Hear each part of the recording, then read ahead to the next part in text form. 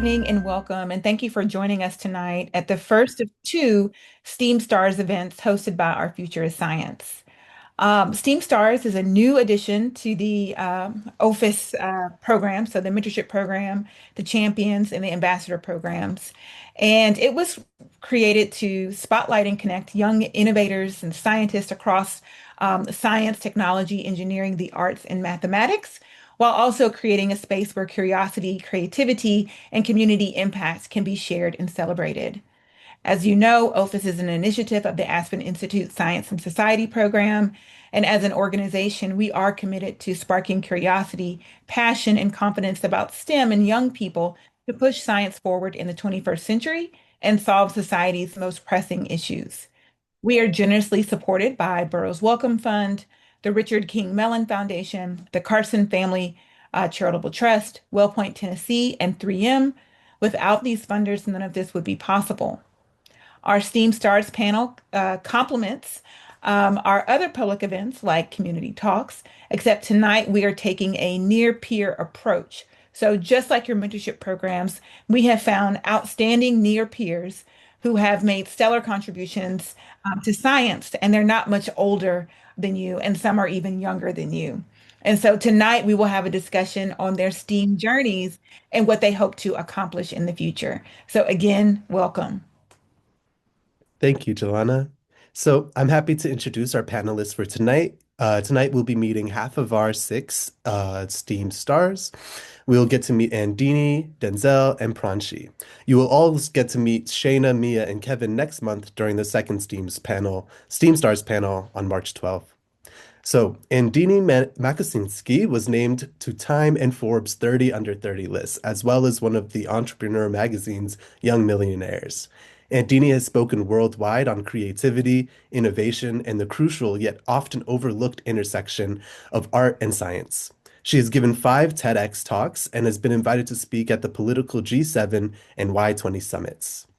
Denzel Babajide is a 12-year-old middle school student, developer, educator, and artist who believes technology can be a powerful tool for social change. He started coding at just 6 years old using Scratch, and over the years, he's become fluent in several programming languages and frameworks. What sets Denzel apart is how he uses his skills not just to build cool projects, but to create solutions that make a difference in people's lives. And last but not least, Pranshi Mehta is a student researcher exploring how biology and machine learning can come together to tackle real-world health challenges. Her work focuses on using AI to support antibody design for complex diseases, and she has shared her research through global science forums and public conversations. So before we ask our questions, this is a reminder to the mentees and mentors and ambassadors to ask your own questions in the chat.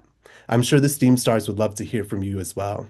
We will call on you, just like we do during community talks, to unmute and ask your question directly to our panelists. So don't hesitate to put something in the chat as we are going through our Q&A. So without further ado, let's start with our first question. This goes to Denzel, Pranshi, and Andini. How can you briefly share your STEAM story, focusing on how you first got curious and what pulled you into the work you're doing now?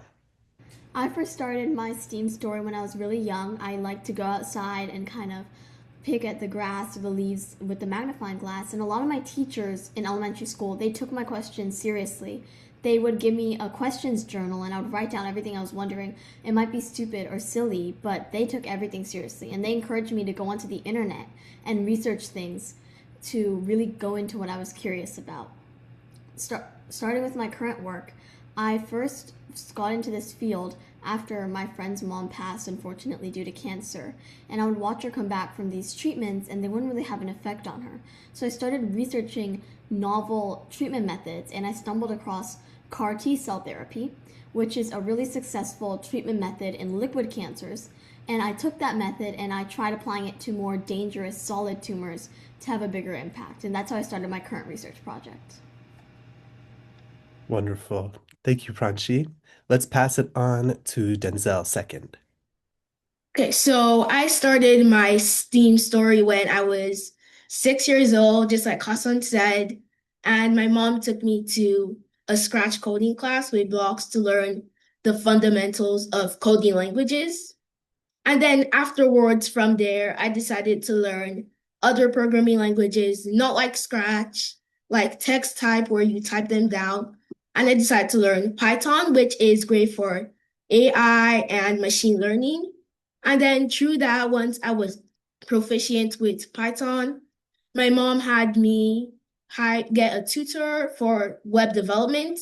And I learned three main programming languages: HTML, CSS, JavaScript for structure, styling, and functioning for different websites. And I learned how to build my own websites as well. And I do practice a lot often with websites, and coding is something I really love nowadays. But I mostly use it to solve several societal problems that I see. Wonderful. Andini, you're up next. Yeah, hi everyone. So nice to be here. I think for me, my journey in STEAM started when I was really little. My first toy was a box of transistors and other electronic parts. And from there, I would take my hot glue gun and whatever kind of garbage or spare parts I could find from around the house, and I would piece together my very first inventions, which of course never worked. But the idea of taking the resources around me and piecing them together to make something better, like to solve my issue of boredom as a child, started kind of coming very naturally. From there, I was really interested in insects and bugs. I would collect them and keep them in containers and then feed them to my lizard, which is a bit morbid, but I enjoyed it. And then from there, when I was in grade 6, I entered the local science fair, and I ended up competing in 10 science fairs before I graduated high school. And I started making inventions for my projects that were in the area of alternative energy harvesting. So that's harvesting energy that's always around us. We just don't necessarily take advantage of regularly all the time. So I was playing around with solar cells, piezoelectric discs, thermoelectric tiles, things like that. And that's kind of how I got started. So it's good to hear that all of you have been doing science in a lot of different ways. So this is a good question that ties into that first one. Who first took you seriously as a young scientist or creator? And what exactly did they do that made a difference for you? And all three of you, or either one of you, can answer at your own time. So the person who took me seriously was my mother at start. She made me learn Python at the age of 6. I mean, Scratch, sorry. And once I was familiar with Scratch, I took myself seriously as well. And I decided to learn Python, moving on and practicing through several mini projects and learning AI and machine learning in small ways as well, and getting some sort of certificates for different sections I completed. And then once I learned HTML, CSS, and JavaScript, it was my mom and I that I took myself also seriously there. And I decided to practice a lot more because this was a lot more languages I was learning at once than with Python. And I'm happy to have done well in all of that. And I was able to build some projects as well. And then Andini or Pranshi, would you like to go next? Yeah, I'll go next. I think for me, I was really lucky to have parents that took my questions really seriously and encouraged me to ask about the world around me and why things worked the way they did. I was given a lot of like science books, a lot of electronics books from the 1940s because they were like my dad's books when he was younger. And yeah, I'm a little older than all of you. I'm 28. So we had internet and the computer, but it wasn't like a thing I necessarily went on every day for hours at a time. I was mainly building things with my hands. So I often would have questions about why things worked the way they did, especially if it was like an old computer or an old DVD player. And then my dad and I would go to the local junkyard, and I would pick out an old computer or printer or phone and I would take it apart. So I was allowed a space to play and kind of ask questions and explore. And I didn't necessarily understand what all the old electronics I was taking apart were, like what each part meant. But I think being given the opportunity and safe space to have genuine wonderment about science and learning that it did really explain a lot about the world around me was a very important thing to have as a young person. Next up, Pranshi. Yeah, I think the first person that really took me seriously was my third grade tag teacher. So Talented and Gifted was a special class that some kids are put in. And that was the first year we could do science fairs. And I had this really big idea that I had noticed that whenever me and or my siblings, whenever we got really stressed, we started thinking differently. And I know it's kind of an obvious observation, but when I was in third grade, I thought it was fascinating. So for my project, I wanted to do this huge form which I would send to people and ask what they thought anxiety did to their brain, and then collect all the responses from that.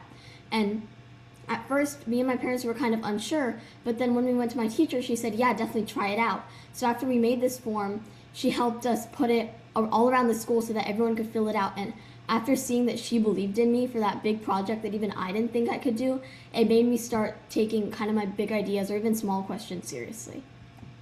Wonderful. So yeah, I remember hearing all of you talk about how your parents are really great motivators. Often that's our first motivators. I can remember telling my dad I wanted to be astronaut, and we went to the library and he got me astronomy books, astrophysics books, even a weather book. And then I shortly changed to saying I wanted to be a firefighter. So things change with time. I think Denzel made a really good point about taking yourself seriously. That's something that I think is really relevant to all of you as you begin your own journeys into STEM, or even for our grad students. It's a good reminder that we can always, believe in ourselves. So this moves us on to our third question. We're almost halfway through, so I'll send another reminder. If you have questions of your own, please don't hesitate to put them in the chat. But all of you have been able to do really impressive work without a fancy lab. So, what surprised you most about doing real science from your bedroom, your kitchen, your garage, or somewhere close to home? For me, I worked a lot just in my basement at my house when I was growing up. We had a little workbench there with a microscope and screwdrivers and wrenches and all pliers, all sorts of things, and a soldering iron, very important. Um, and I think because it was built into my house, just like this area in our basement where I would work, it became just very natural to want to go down and sit on the bench and take something apart or work on something or build a circuit. And I kind of learned that I didn't need to be in a big fancy lab at the local university or somewhere fancy like that to invent things. However, it really depends what kind of science you're doing, because sometimes you would need to be like perhaps in a place that had some sort of medical equipment or like things you may need. But for me as an inventor, it was helpful that I could make a mess in my basement at home and like build things and cut stuff open. So yeah, I think from that experience, I learned how rewarding it is to play and build things with your hands. I actually really struggled whenever I did like computer coding, or I remember I did like Scratch coding camps after school, and I really struggled with that, but I found my strength in like building things with my hands instead. So everyone will like find their niche or like what is interesting for them for science. And I think having a space to play and not having the pressure of it being in someone else's space and I have to keep it clean and tidy and it's a professional setting, and instead being at home was really nice. Thank you. We'll pass it on to Denzel or Pranshi. I'll go next here, okay? So when I was starting to work on my project Ventri, which is an application connecting mentors with mentees, I had two sets of lists for the day. I had one set where those were the tasks I had to get done by the end of the day, and there were some other tasks I had for extra in case I finished everything on the first list. And while I was working on my computer for about 30 minutes, I got halfway through the second task. So I'd finished half of the first list. And by the end of an hour, I'd finished the entire list and I started the extra list. And what surprised me was that how I was going through this fast and everything was working out, it was connecting together. It really worked out well for me. And so I realized that your different focus levels, how diligent you decide to do your work, and how good and how much effort you put into your work actually contributes well into whatever output you want to expect. I think what surprised me the most about doing real science from a computer, because my entire project was computational, it was computational biology, is how accessible everything really is. And now that technology is advancing at an exponential rate and you have AI and all these fancy tools, there are a lot of things online that you can use. For example, AlphaFold 3, which is a tool released by Google DeepMind. And what used to be the norm for 3D modeling proteins was that it would take one PhD, their entire PhD career, to model one protein. And with AI, AlphaFold is able to model the entire human proteome over Christmas. And with all these new tools, I think anyone can really do anything with what they have. And I think that's really great because it really helps people who are just starting out and just getting to ask new questions. It helps them have the tools that they want. So yeah, just like you said, Pranshi, anyone can do anything. I love that. There are plenty of resources around us if we're creative enough to find solutions. Even if you start small, I think it's important to notice that it's still a start. That's something that they used to tell us in graduate school whenever we'd be struggling at the beginning. And I think that is a good leeway to our next one. So we know that you all have accomplished great things, but we also know with science that failure is a part of life as a scientist. So can you please describe a time where something in your project failed or went completely different than you expected? And how did you decide what to do next? When I first started out my project, I had a select list of antibodies and I was pretty much sure that they would work. But after I tested them, all 10 of them, none of them worked. And I think that was an initial failure or setback for me. I was like, oh, like it must be over now. Nothing worked. But after kind of digging some more, I found new antibodies that I could test. And I think something I learned from that is even if you get a null result or something that doesn't work, it's not over. You just have to keep looking because there's always a way to continue forward because roadblocks aren't permanent. If you want to, there's a way to finish your project, even if it's not the way you expect. I think for me, so one of my inventions was a flashlight that ran off the heat of the hand. So it used thermoelectric generators and it harvested kind of your heat radiating from your palm on one side of these thermoelectric tiles. And then on the other side of the tile, I had to cool it to get a small amount of electricity. So I cooled it with a hollow aluminum tube and like the ambient air around me. But I remember the first time I put my palm to a thermoelectric generator and like had it connected to an LED, I was like, nothing. There's no light. There was not enough power. And I remember just being very stumped of like, how do I boost the amount of power that I'm generating out of this thermoelectric generator because they are very inefficient and they usually work on much higher temperature differentials like with fire and like the ambient air rather than like the heat from the palm of your hand, which really isn't that much. So it took a lot of experimenting and research to get like the voltage boosting circuit right. And I remember just feeling very frustrated that it was taking so long. Also because like I was still going to school and doing my homework and other school plays and activities, and there was no one else in my grade who did science fair projects except for me. So I felt pretty alone in that respect. But what I learned from things failing all the time in any invention I've made is that it is really just part of the creative process.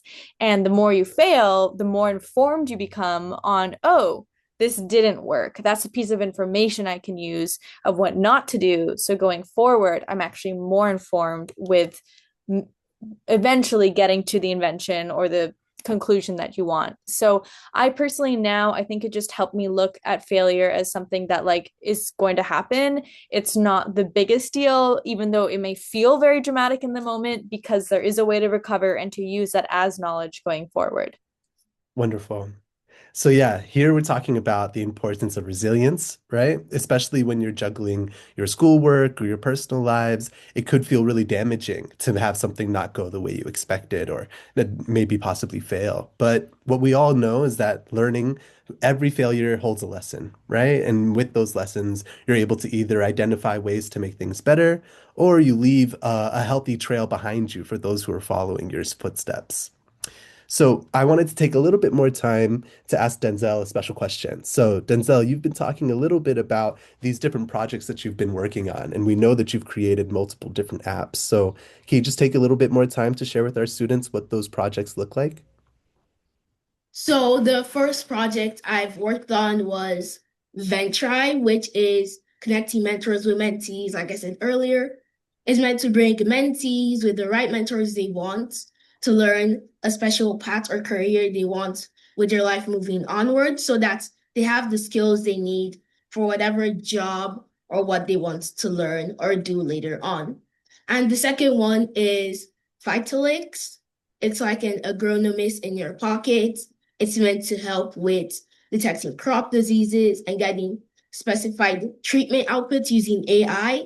And this was like connecting me a little more with Python, AI, and machine learning. And I have tested a lot with all of these, and they work out tremendously. So I'm happy that they work out well. And the goal of them is to solve many societal and community problems. Wonderful. Thank you. And the same thing we'll pass on to Pranshi and Andini. If you want to share a little bit more about the things that you're working on currently, I think now's a really good time. I think I can elaborate more on my science fair project. What I did was like I mentioned earlier, applied CAR T cell therapy to glioblastoma, a solid cancer. And the way I did that was I computationally modeled one of the protein triggers on the cancer. So it's what differentiates the cancer from a normal cell. And with that trigger, I needed to change the shape of it because this protein is what helps the cancer cell. And so I was computationally testing antibodies that could bind to this protein on the cancer and change its shape. So I tested around 30 antibodies. I tested where they binded on the protein because I had to make sure that it binded on the right spot so it actually changed the shape.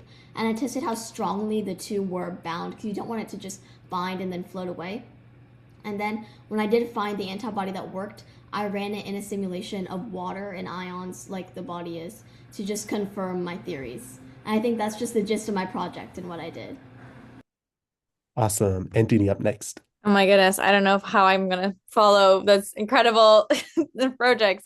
For me, my main inventions were the hollow flashlight, which is a flashlight that runs off the heat of the human hand. And then I invented the e-drink, which is a coffee mug that harvests the excess heat of your hot drink and converts it into electricity. So you could give your phone a boost of energy. Both of those inventions I patented both in Canada and the US. I then worked on a line of children's toys that ran off of green energy using my patented technology, which was fun.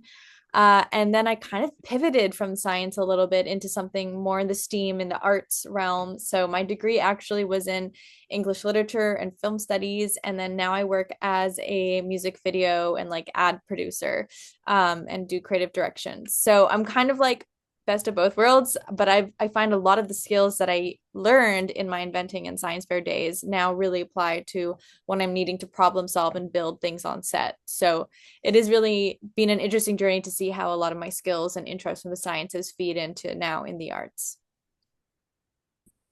Great. And that's where we get our A for the STEAM stars, right? So we wanted to encourage all of you that while you may be learning a lot about science and technology, engineering, and math in the program, what you'll be doing, especially when you develop those outputs, is really leaning into your arts, right? And the creativity and developing new ways to communicate science to a wide array of different people. So yeah, let's keep that in mind. I wanted to ask one more new question on the same line of thinking. Many of you have either competed in many different ways, whether that is a science challenge, whether that's science fairs, or even developing patents. So, what was the biggest takeaway from your experience when you were either participating in these events or challenging yourself to create something new that nobody else has done before? For me, doing science fair was incredible because I got to meet so many people that were my age and also pursuing their interests in science outside of school or like in their spare time. And I did the Canada-wide science fair. I'm Canadian. A couple times other than my local science fair where I'm from on Vancouver Island. And then I did the Google Science Fair, which was an international one, as well as the Intel International Science and Engineering Fair, which I think is now called Regeneron Science Fair or something like this, which was again a global science fair. And I think those experiences just shaped me incredibly as a young human because I was just so inspired to work on my own interests outside of school. If anything, it almost uninspired me from doing my schoolwork, and I just became way too invested in all my science fair projects after school. And I was so excited not only to work on something I loved, but also the idea of seeing all my friends again after a year at these different science fairs was thrilling. And getting patents, what I learned from that was that it takes a lot of time and a lot of money, and you should not do it unless you are like very, very passionate about your idea and you do want to protect it because you're hoping to start a company or license your potential product to somebody else to sell. I'm still really glad I have the patents, but actually getting my inventions to market has been very difficult because they are not competitive with, for example, battery run flashlights that are much brighter than like my human heat powered ones. But all in all, I would say like all those experiences just kind of encouraged me to believe in myself and my ideas and realize that there is a lot out there to explore and to build. And even an idea that seems so crazy in your head that no one else has made, it could actually become something physical in front of you. And that overall kind of messaging was very inspiring for me to experience from a very young age until now. Awesome. Denzel, I see you unmuted. You're up next. Yes, I'm ready. So I've done two spelling bees and a science fair in Michigan.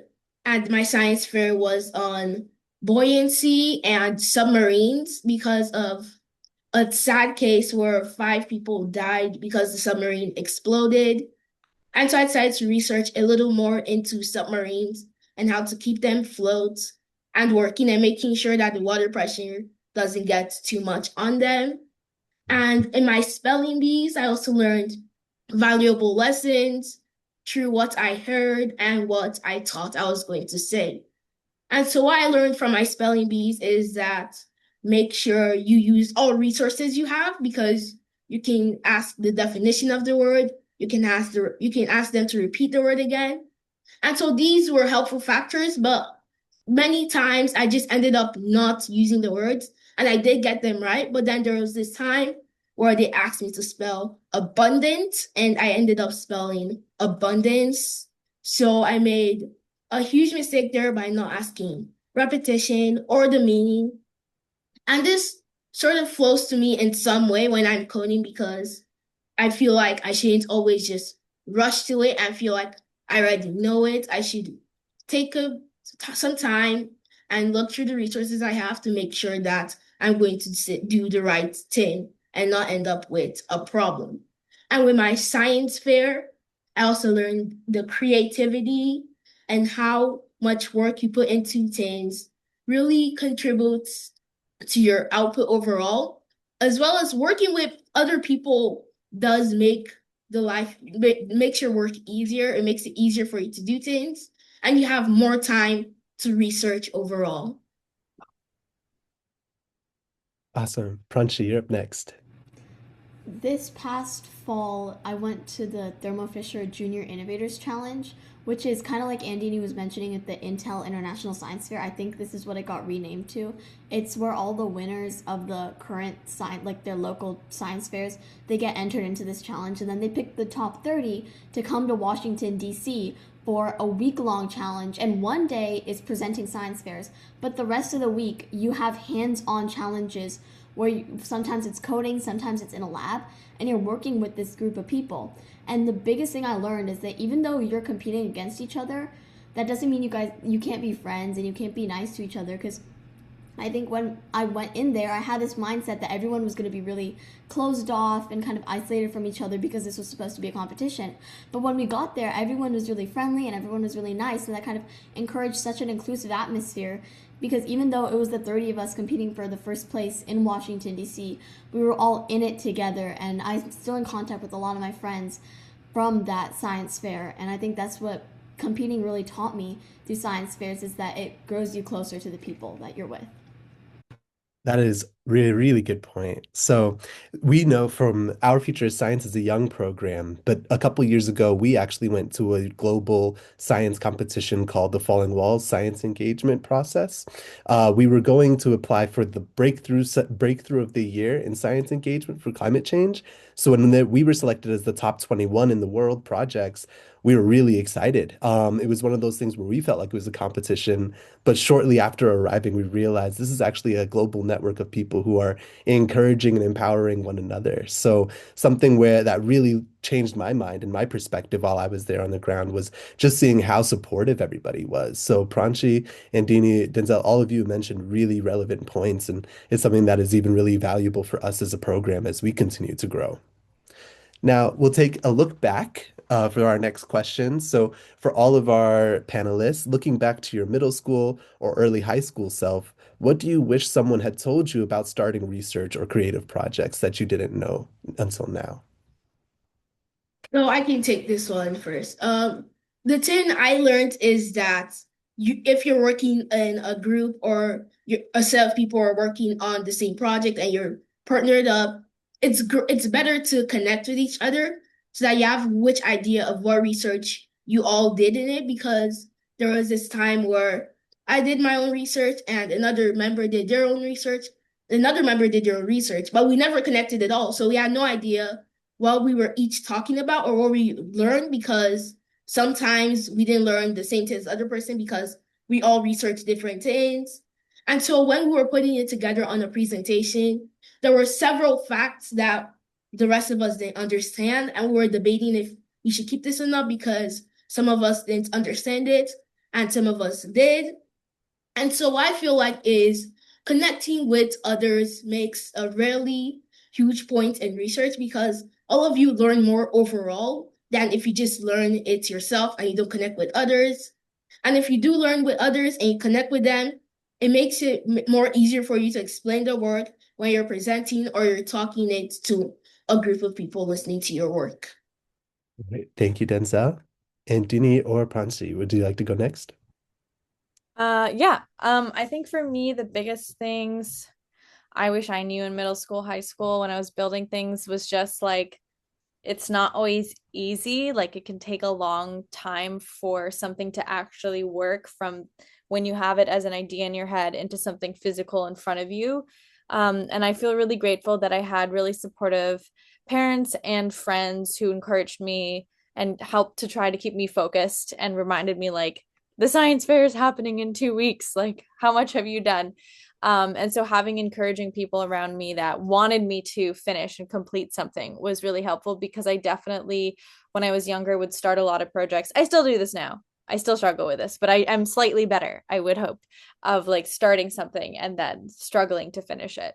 Um, and I don't know what else. I would just also remind myself to, even if I am working on something that's related to science, remember that there is a huge part of the arts that plays into what you're presenting and what you're making, whether it's the design externally of your invention or when you're presenting it to someone. I saw kids at science fairs who had brilliant discoveries and inventions and research, but because they couldn't present their project, they didn't have the oratory skills to actually talk about it in a way that was interesting and kept people's attention, they didn't actually get the recognition that I thought at least they deserved.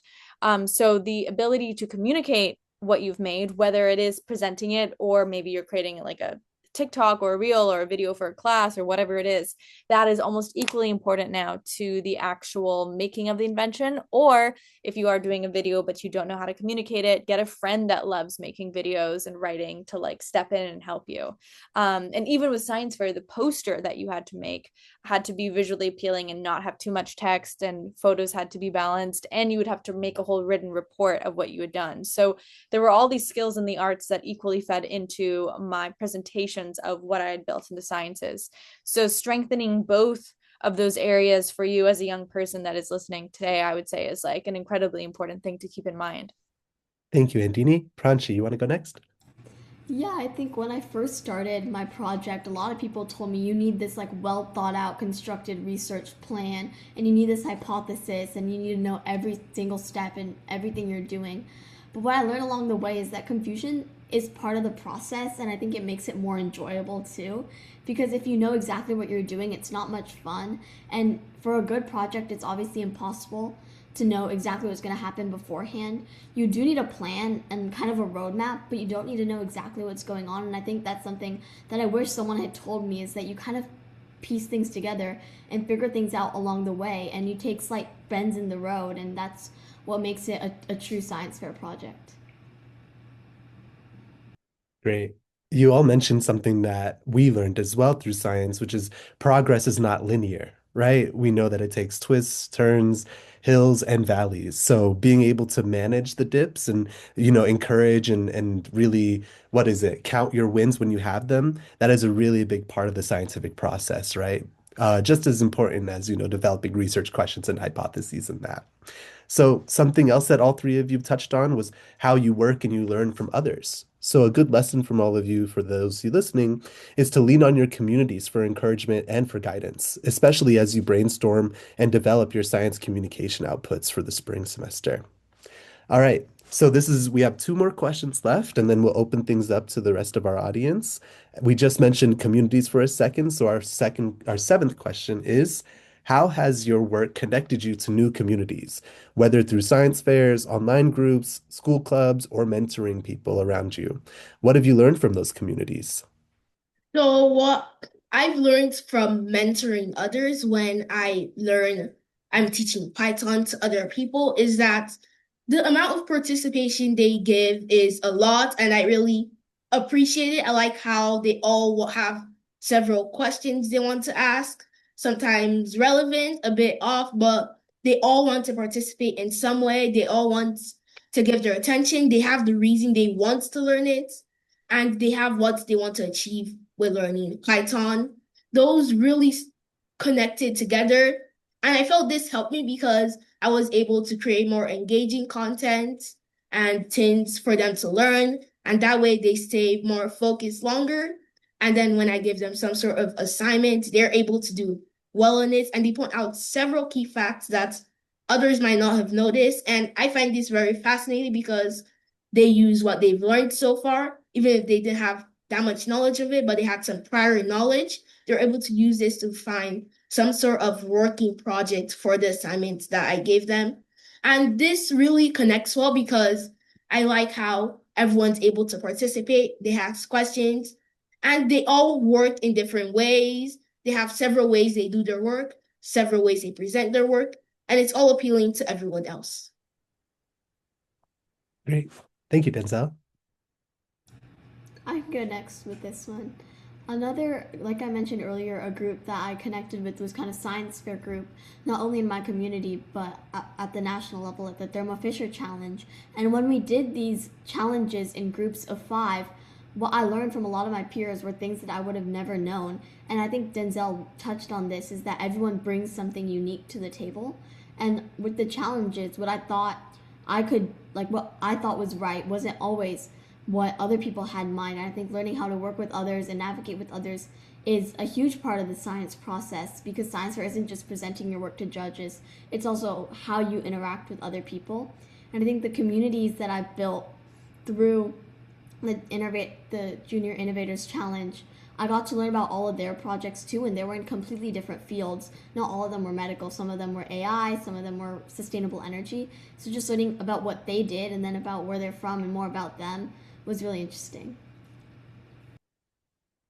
Thank you, Pranshi.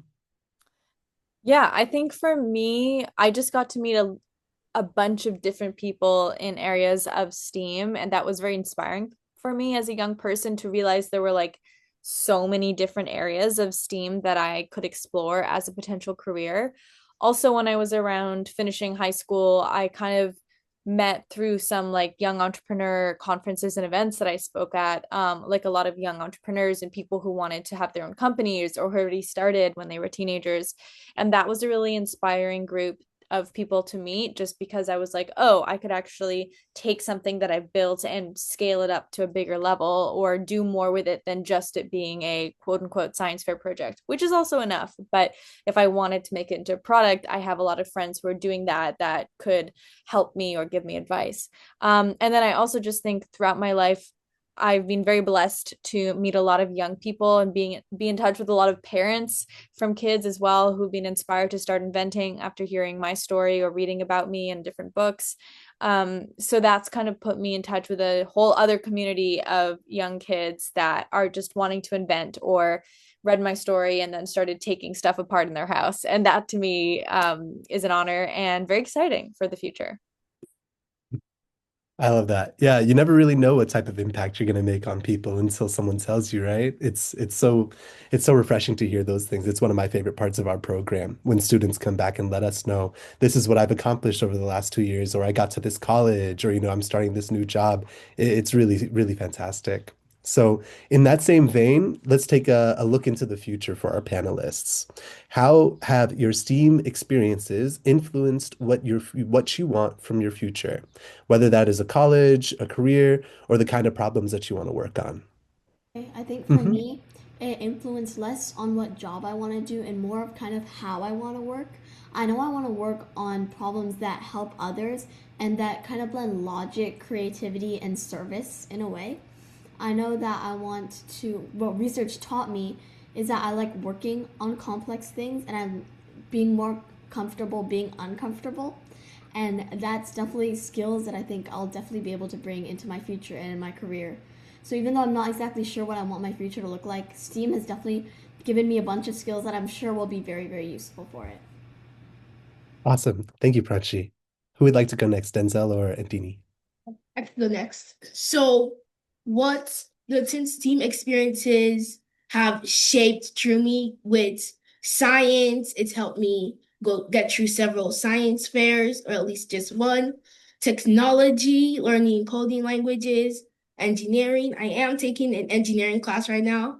I'm learning a lot of what I'm going to need for my future later on. I don't know where I'm going to go. I know I'm going to be a web developer or software engineer developing several applications to help people facing societal problems, community problems, or problems that many people worldwide are facing.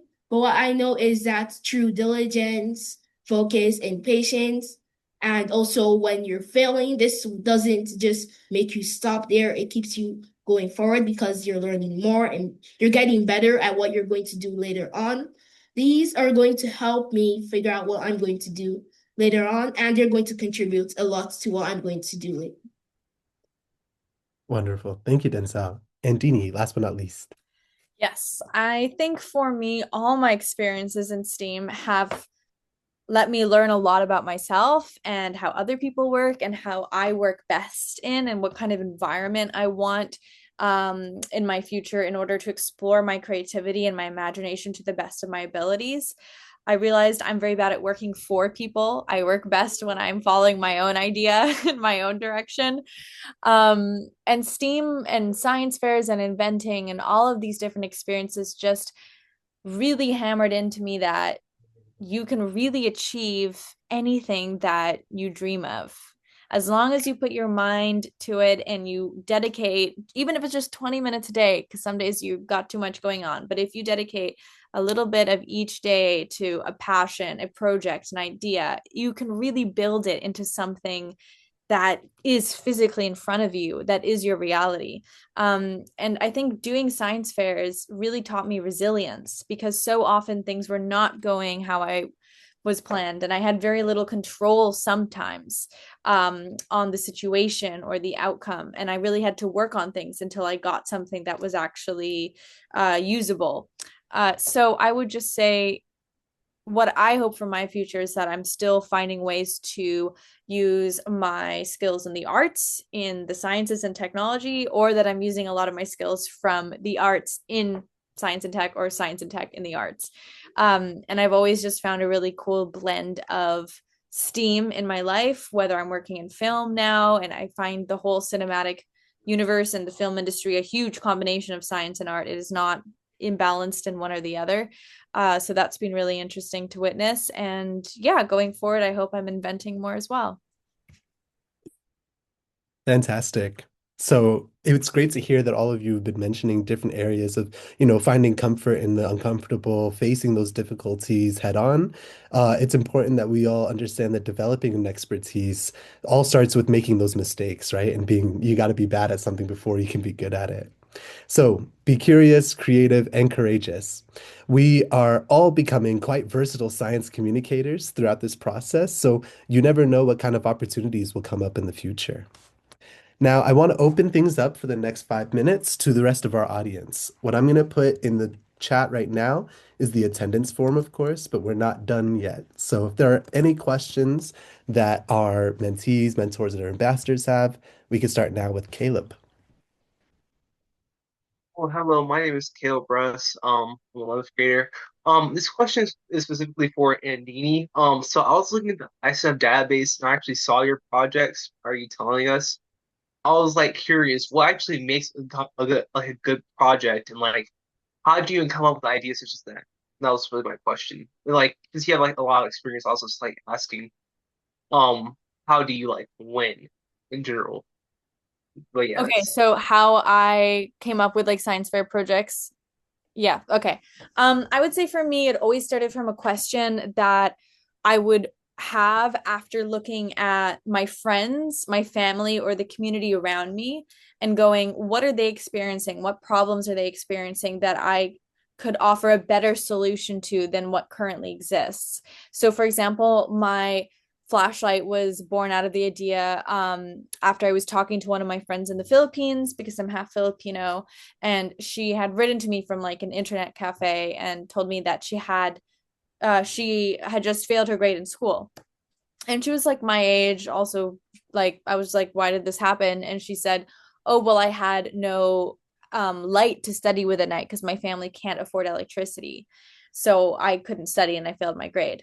And I grew up on, the west coast of Canada. I took, flicking on the light switch for granted. And that triggered a question of like, oh, can I create a light source that wouldn't require any batteries? And I actually went through multiple different kinds of flashlights that use different kinds of energy sources, whether it was kinetic or thermal energy, before getting to one that I presented at the Google Science Fair. So I would just say choose a problem that tugs on your heartstrings that you're really motivated to solve, because that's what's gonna keep you going when you're like really stuck on stuff. And to answer your other question of like how do you win, I don't know if I have like a prescribed, formula for that. But what I would say is have a poster that does not have too much text, but does not have too many photos. You need to find the right balance. I often saw posters at science fair that looked so scary because there was just so much text on it. I was like, I don't know if the judges even want to read this. You really need to have a great presentation down. If you want, like, go take improv classes at your local community, like theater class, or like do the plays at school, anything to get your public speaking up.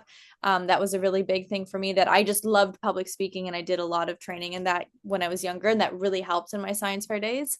And be ready for any question that the judge asks. I always was very honest. Sometimes I would go, I don't know if I can specifically answer that question, but my best guess is, and practice with your friends, your family, your mentors, anyone who can quiz you on questions like that. And I don't know if there's any perfect topic for science fair, but I think it needs to be something that you feel personally very passionate about, or have someone in your life that is affected by a problem that you want to solve. All right, so I'll read Layla's question out loud. She's one of our mentees. She has says, it has been wonderful here about all of your experiences, endeavors. She wanted to ask if any of you have any tips or tricks for building and maintaining strong networks.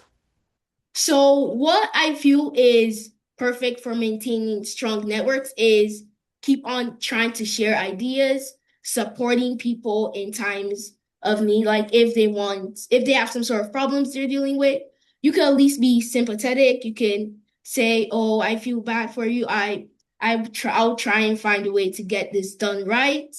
And another way to keep strong networks is making sure that you all have different ideas, you're combining them together, you're making sure they make sense, and you're giving advice on the data that they give you. Like if they say, I want to make this kind of project that's going to use some sort of light, and you know it's not going to work out well for them, you could give them some sort of advice that will let them know, okay, this I can't do that. I'll be able to do this idea and it's work way better out.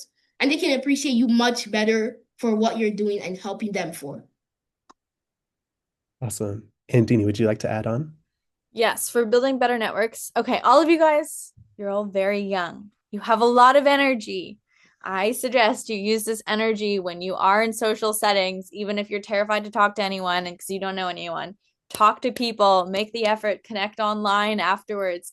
It's so it's such a great time to build your network. So much of my network was built in my late teens, early 20s, and then we've remained friends over the years and over the distances since then. And I try to put in the effort to try and see some friends I don't see for years, but we still try and stay in contact. It's so important to have a good network. It's really all about who you know, unfortunately, a lot of the times, because you can have all the talent in the world and the coolest ideas, but if nobody knows about them and you don't know who to talk to about it, it can really not go anywhere. So be friends with people, be friendly, connect, and you'll also make a lot of great friends along the way. And you'll also meet a lot of people that you go, that is a good connection, but I don't know if I need to talk to them every day.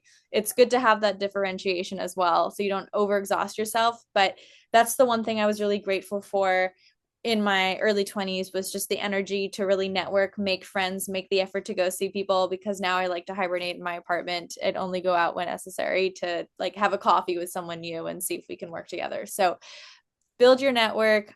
There's a lot of great Facebook groups and sometimes like Instagram chats that I'm part of for like local entrepreneurs, local businesses, local scientists. And don't be afraid. You're all really young to reach out to local universities, teachers, people that you really look up to on the internet. Send them an email, send them a LinkedIn message, because a lot of times people will see a younger version of themselves in you and they're going to want to help you or give some advice. So you never know what you can get until you ask. So don't be afraid to ask.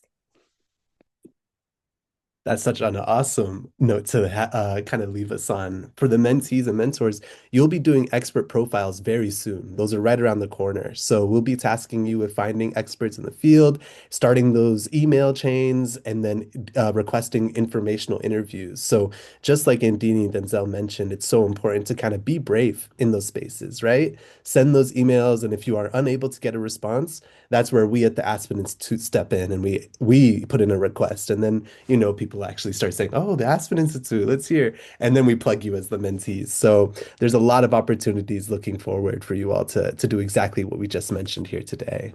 So without further ado, I wanted to put a big thank you to our panelists. Thank you for our esteemed stars, and another big thank you to our audience. So we want to thank you for attending tonight's panel. Please visit our website, Our Future is Science, and follow us on social media to learn more about our initiative, future events, and our upcoming educational campaign.